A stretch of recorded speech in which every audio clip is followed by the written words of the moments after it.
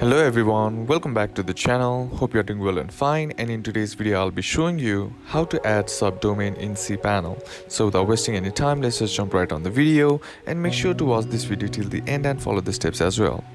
Now the first thing that you need to do is head over and open up your cPanel. Then once you're inside the cPanel, what you need to do is simply log into your account. And now once you have logged into your account, what you need to do is locate the option that says domains. And now under domains, you'll be seeing that option that says subdomains. Now all you gotta do is simply click on it.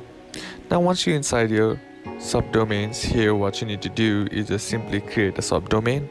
Now under subdomain, what you need to do is enter in your name and then enter in your domain name as well, and then enter in the document root of the domain, which is the same for the subdomain as well. Now once you have entered all the information, below it you'll be seeing a button to create a domain. Simply click on it, and once you click on it, your subdomain will be added in cPanel. And that's basically how to do it. And that's it for today's video, guys. Hope this video was useful to you. Leave a like if you did, comment down below what the next video should be on, consider subbing to the channel. Thanks for watching. Bye bye.